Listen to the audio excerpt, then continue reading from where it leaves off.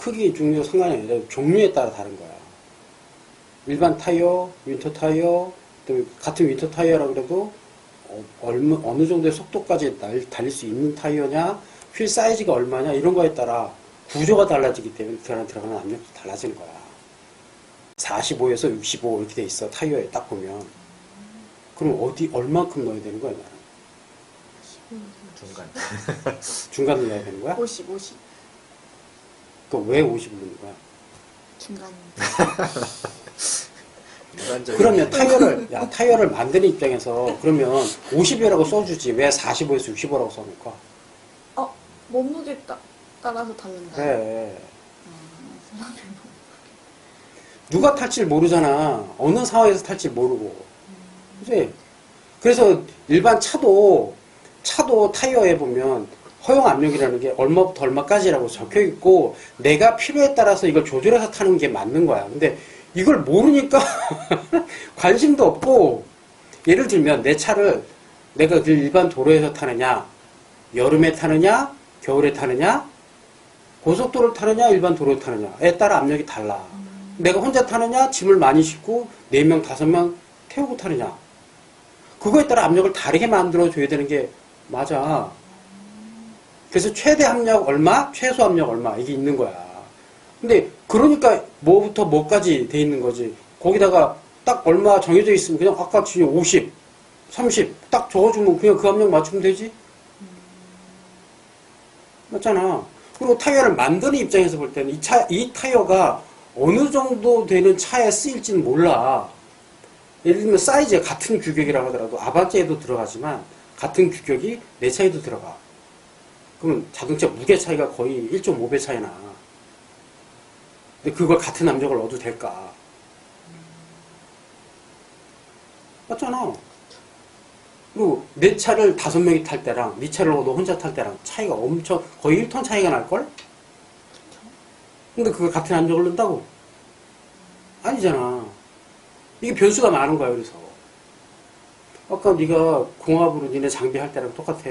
같은 플라스틱이라고 하더라도 경도가 높은 플라스틱을 내가 용접을 할 때랑 물은 플라스틱 용접할 때랑 압력이 다르게 들어가야 된다는 거지. 타이어도 마찬가지인 거야. 그래서 내가 필요한 압력이 도대체 어떤 역할을 하고 왜 여기다 이런 정도의 압력을 집어넣어야 하는지를 이해해야 적정 압력을 내가 맞출 수가 있는 거고 필요에 따라 조절할 수 있는 거야. 근데 과거에는 나도 실제로 내가 직접 펌프 가지고 다니면서 내 타이어 압력을 조절할 때, 왜냐면 일반 공기를 넣기 때문에 한 달에 1에서 1.5 많을 땐 2psi까지도 압력이 빠져. 근데 모르는 사람들은 1psi 이거 빠지는 게 뭐 대단하냐고 얘기를 하는데 가격이 고가의 타이어일수록 1psi 차이 가지고 타이어 성능 차이 많이 나.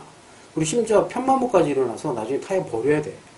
근데 지금은 질소를 넣기 때문에 이런 걸 안 해도 돼. 옛날에 일본 공기를 넣었을 때 내가 조절을 했는데 지금 안 해. 아예 공합 체크도 안 해. 이게 눈으로 딱 보고 빠졌네 안 빠졌네만 확인을 하는 거지. 6개월 정도는 그냥 버티니까 1psi도 안 빠져. 질소를 넣으면 그게 장점이야.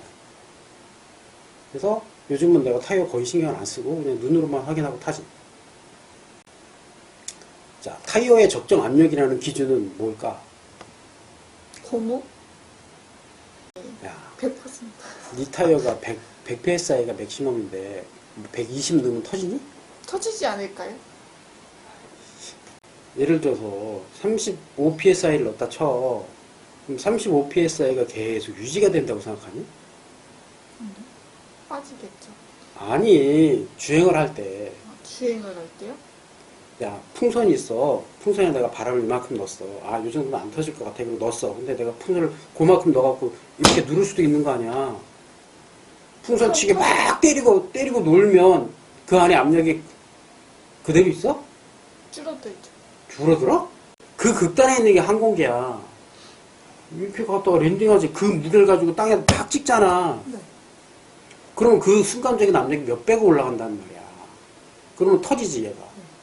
터지지 않게 어떻게 해? 걔는 터지지 않게 해야 돼. 왜? 야, 그 무게를 갖고, 항공기 무게를 갖고 땅을 찍어버리면 타이어가 안 터지면 이상한 거 아니야, 그거?